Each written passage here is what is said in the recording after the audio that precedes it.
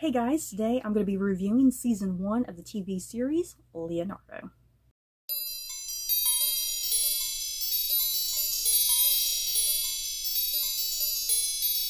So, before I get going with my thoughts and feelings on this first season of Leonardo, just a quick disclaimer, I definitely don't plan on having any sort of spoilers in this particular video. If something is like a well-known historical fact, I don't consider that a spoiler. But in regards to this show, anything that's really specific to the show, I don't plan on having spoilers there. I'm going to try my best to stay away from that. So yeah, as I said, this is a review of Season 1 of Leonardo. It has actually been renewed for a second season. I have no idea when that's going to be happening. So yeah, if you don't know what Leonardo is about, it is an 8-part season that actually originally aired in the UK back in 2021, like early 2021. And I actually did watch it last year when it aired. I had my ways, you guys. I had my ways how I watched it. So yeah, recently it did just air in the US for the first time. And yeah, what the show is about, it follows Leonardo da Vinci, and it's pretty much revealing some of the stories of his greatest masterpieces, and also kind of in there, kind of the frame of the story, there's also a murder mystery involving Leonardo da Vinci, and he is a suspect in a murder. So this whole season, it's basically a thing of, oh, we got to prove Leonardo's innocence. so you have that. There's a murder, but also the stories, the origins of some of his classic pieces of art and whatnot. So yeah, this show, you guys, I do like it. I definitely do really like it. Is it perfect? No, it's definitely not very perfect. I think what the show does suffer from is sometimes a bit of pacing issues, a bit of writing issues. Sometimes there are things about the writing and even some of the performances. I guess some of the I guess a lot of that would be directing as well. There's some stuff that feels very over the top and almost comedic when perhaps it shouldn't be comedic, because I felt like this show was supposed to be really kind of a drama at its heart and at its core, but there were numerous times that I was like, well, this is verging just a little bit too much into comedy. You know, there's a little bit too much humor. So I had like some mixed feelings about that. If you have seen the show, you can definitely know, or you can definitely let me know kind of how you felt about that. Do you kind of have a similar feeling to me about the show not really balancing out the drama and the comedy, you know? So I do. I think there were definitely some issues with the show, and it's definitely either a hit or a miss with viewers. I think it kind of just depends on what you're looking for with the show, but for the most part in general, I did really like it, and I still really enjoyed it, and like I said, it has been renewed for a second season. I'm definitely really looking forward to a second season. I will definitely watch it. I'm curious what they will focus on, because I mean, there's still a whole nother chunk of Leonardo da Vinci's life to cover, and some other masterpieces and whatnot. I do think this season, it covered the big ones. It covered the Mona Lisa and the Last Supper, those being the biggest ones. So I'm not quite sure what has not been handled just yet. I remember doing some research after watching this show, and I was kind of looking up all the big masterpieces of his, and I was like, well, the first season kind of already covered a lot of it. So I'm not quite sure what they're going to exactly cover in the second season if they did that, and what the big overarching plot would be. So yeah. The plus side of this show, the stuff that definitely worked for me, the show definitely looks really beautiful. I don't think there's anything particularly cheap about it. I know some people feel kind of on the opposite end of the spectrum, that they felt like this was really cheap, but I thought it still looked really beautiful and well done. I really liked the costuming, and I think they did a good job of definitely keeping it as accurate as possible, kind of modernizing it a bit here and there, but for the most part trying to keep it as accurate as possible. And yeah, obviously the big pieces of art in this show. They are not the original pieces by Leonardo da Vinci. Every bit of everything that's created is just that, a recreation of da Vinci's original pieces. And I really love the recreations and how they were handled in this show, and you know, the origins of how these pieces came to be, and you know, kind of getting into the nitty-gritty of how Leonardo da Vinci himself would have felt about those pieces and what inspired him to create those pieces, and yeah, just kind of his little eccentricities and nitpicks within his own self, and like, okay, this ain't working, that's not working. Like, I think a good example of that is when they're doing the Last Supper in one particular pivotal episode. Leonardo da Vinci is like, oh dear God, there's something just terribly off about this painting because the ceiling is wrong. If Jesus and his disciples were to stand in the painting, their heads are going to hit the top of the ceiling. So it's like he gets so nitpicky about like the position of the ceiling in the painting, and then they all have to start completely over with the painting. So yeah, I like things like that about the show. Leonardo pretty much being a diva. I think that's the best way to think about him in the show. He's just a straight up a diva. And I think what this show is ultimately about, what I kind of was getting from it, it's about the meaning of art, what people take from art, you know, what the creator is taking from art, what the viewer is taking from art, the historical perspective of art. Yeah, also the nature of ego and sacrifice. That's a big, huge thing in this show, I found. What's important? The ego of the artist, or does the artist need to make sacrifice, you know, especially in order to be remembered, you know, or is that not important, you know, because there's definitely pivotal moments in this show, because Leonardo has this desire to be remembered through the ages, and he feels like art needs to represent that, and it needs to be memorable so it can last, and he does have to make pivotal decisions throughout the season. That maybe he needs to let his ego go. You know, sometimes there are things that are more important than art. So yeah, I liked a lot of kind of the thematic stuff going on in the show. And like I said, some of the cons of the show, some of the things that weren't working, like I said, I already kind of mentioned, sometimes the pacing was a little inconsistent. Writing suffered a little bit, sometimes the directing, because I feel like with the directing, the actors sometimes, the actors either felt too stilted or they felt too over the top, which I think was definitely an issue, not so much of the actors, but with the directing, if you will, and I think even the writing. And yeah, also, definitely this show, even though it's a historical period piece, it definitely takes humongous historical liberties.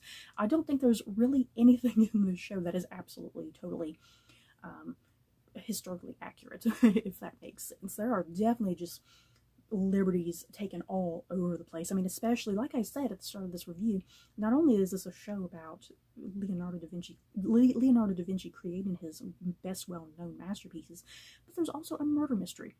The real Leonardo da Vinci, to the best of my knowledge, he was never involved in a murder mystery. He was never, I never heard about him being the suspect in anything.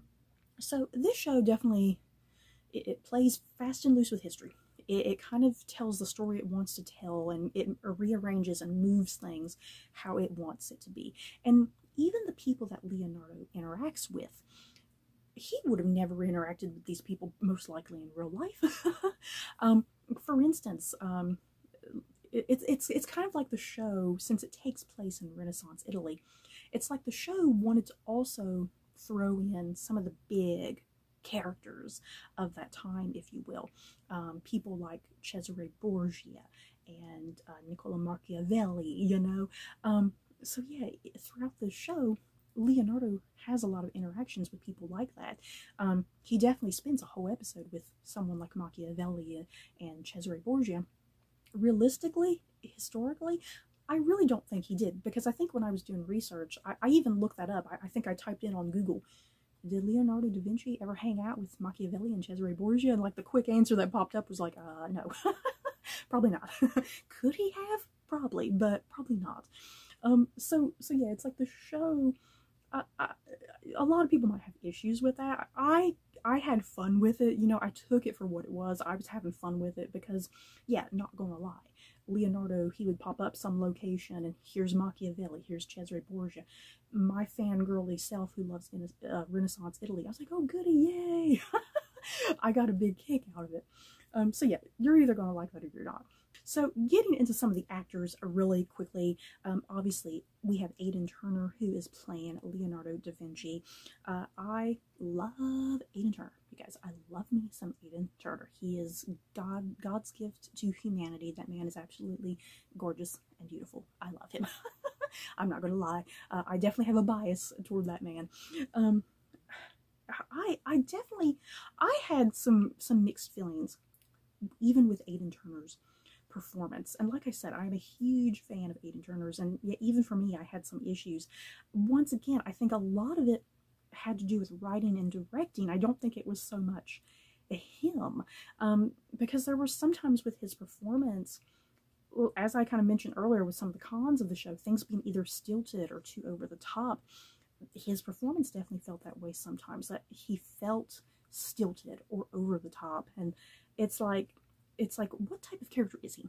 You know, what is the show trying to boil him down to? Because sometimes his character just felt all over the place. Because sometimes he would just feel like a maniac, you know? He would just be really manic and all over the place. There were times when he seemed depressed. There were times when he just seemed indifferent to stuff and nonchalant. There were times when he felt like an uncaring person, but then other times where he would be caring. I don't know. It was just kind of all over the place with the character, like creating that character, you know, and it did, I don't know, it felt like there were just moments, even Aiden Turner, I kind of felt the feeling and vibe, like he was kind of struggling to find the character, like he wasn't really given much to go off of, if that makes sense. But I mean, either way, I still liked his performance and what he was trying to do with it, because definitely the first half of the season, the way Aiden Turner portrays Leonardo da Vinci, he definitely has it like Leonardo is very bumbling, you know, he's very bumbling, kind of all over the place, kind of very shy and timid initially at the start of the show, whereas by the second half of the show, because we start seeing a much older Leonardo da Vinci, by this point in his life, he's definitely kind of gotten a better grasp of like kind of the direction he wants to go, and he has a lot more kind of inner confidence and whatnot. So like I said, I liked what Aiden Turner was attempting to do. Once again, I think the writing and directing was not helping him at all, unfortunately. So hopefully maybe a second season, it'll be a little better, a little improved. I think what Aiden Turner also did pretty well, that he was presenting a man who is very much tormented by his past. He has some severe daddy issues. The show definitely explores a lot of that. Leonardo is someone who is very just eager to impress. If someone doesn't like him, he kind of gets really riled up and upset by that. He wants people to like him. He wants people to like his artwork. And yet a big thing about this show, the big core of this show, definitely, because Leonardo, a line of dialogue at some point very early in the show, he says something about he hates hollow imitations of artwork. He doesn't like kind of this hollow imitation. He wants to show downright what he is seeing and feeling, and an imitation doesn't do that, because that's just it. It's an imitation. It's just flat. It's not giving you anything, and he wants to have like dimension, I guess is kind of how I was interpreting it. He wants dimension and feeling and emotion. So I really liked kind of that drive, because that's like the big drive for him. And yeah, as I was also mentioning, because there's also this whole thing about ego and sacrifice that he really has to deal with. Does he want legacy? Or you know, does he need to learn that he has to sacrifice every now and then? So yeah, I liked a lot of that going on with his character. Like I said, Aiden Turner was doing what he could, because I don't think a lot of it was really his fault at all, to be quite honest. And then playing the main female lead, we have, I'm going to probably butcher her name, guys, Matilda De Angelis, and she plays Katrina De Cremona. I really liked her. She's really kind of the she's really only the only female lead in this show. It's a very masculine show, if you will, and I did really like her. You know, she's definitely not like a Mary Sue type character, because I was kind of worried she would turn into that, like a very Mary Sue character. Everybody loved her, adored her. But what I really liked about the creation of that character, she's definitely a very, very flawed woman. She's not perfect. She has her own tormented past as well, and childhood and things that have happened to her. She takes a lot of risks and chances throughout the season, things that work, things that don't, things that backfire. She's very flawed, and I really enjoyed that about her character, and I really absolutely loved her relationship with Leonardo. I think heading into this show, I think a lot of viewers automatically have their suspicions about, you know, because we have hot Aiden Turner playing Leonardo, and then we have a beautiful young woman playing Katrina. So it's like you automatically have your suspicions, like, oh, they're definitely a thing, you know. But the show definitely went in directions that I was really surprised about, like pleasantly surprised about, though, because it doesn't do what you're expecting with their relationship, and I absolutely loved that. It's kind of one of the highlight things that I enjoyed, especially kind of just where this show goes by the end and what it's saying about their relationship and whatnot. Another main character in the show, we have Freddie Highmore, who plays Stefano Giraldi. Let me tell y'all, I do love Freddie Highmore, okay? I adored him when he first appeared, you know, way back when, in Finding Neverland with Johnny Depp. I loved him in that. I loved him in Charlie and the Chocolate Factory. I loved him in Bates Motel. Freddie Highmore is wonderful, wonderful. He is such a gifted actor. But for this show, no. Oh Lord. Once again, I don't know if it was so much like the writing and directing that did Freddie Highmore dirty, but I don't really even think it's that. I just really think Freddie Highmore was terribly miscast in this show. He felt, it's hard to explain unless you've seen this show. He felt really out of place compared to all the other actors in this show. He just felt so out of place. He didn't seem to fit. I was just having a hard time believing him in this role. He's supposed to be playing a guy who's investigating the main murder going on and trying to prove whether or not Leonardo da Vinci is innocent or guilty, and I just had a hard time believing he would be this type of character in this world, if that makes sense. So out of this entire cast, I definitely felt like Freddie Highmore, he was not the appropriate choice for a show like this. I felt like, unfortunately, as much as I love him as an actor, he just did not work for me, quite honestly. Moving on, we have Carlos Cuevas. He plays Giacomo Salai. Hopefully I pronounced all that correctly. I can't really say too much about Salai, because I think a lot of it would be verging into spoiler territory. But let me just say this. I love the character. He was great.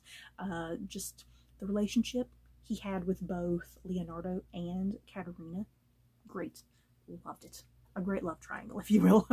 and a love triangle that you may be kind of constructing in your head completely different than what, you know, it actually is on the show, which is interesting. And then we also have James Darcy. He plays Ludovico Sforza.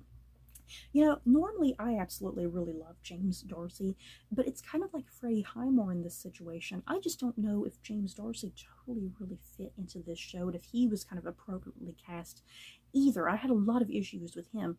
Once again, though, I think for him, it was a lot of writing and directing, because I really felt like the Ludovico Sforza character, he felt really just over the top and just unbalanced to me. Once again, with a lot of what I'm talking about, you really kind of need to watch the show to understand in full what I'm even trying to say. So yeah, even James Darcy I just had some issues with, when normally I love him as well. Because I feel like Ludovico Sforza, I don't know, I feel like someone else should have been cast for that role. Who? I honestly don't know. So you guys, that's pretty much it for my thoughts and feelings on the first season of Leonardo. Like I said, overall, I liked the show. It's fine. It's not like god-awful like some people have been reviewing it. I think it might be a little unfair to just totally damn this show and just call it trash, because I don't think it's trash at all. It's still very, very good, I think, for what it is. Yes, it definitely has some issues and problems, and just, I guess it just depends on you, the viewer, if that's really going to bother you or not. So yeah, I'm definitely curious. Have you guys seen Leonardo? Did you like it? Did you hate it? Like I said, I watched it way back when last year in 2021, and I did do a rewatch here in 2022, because I was like, yeah, I wanted to do a review of the show originally. I was like, let me go ahead and take the opportunity to do a review now, and I definitely needed a rewatch. I'm glad I had a rewatch, because there was a lot of stuff I forgot. But yeah, just let me know your thoughts about the show, you guys. So that's it for this video. Don't forget to like, comment, and subscribe. And if you like this video, you may like these other videos. Bye, guys.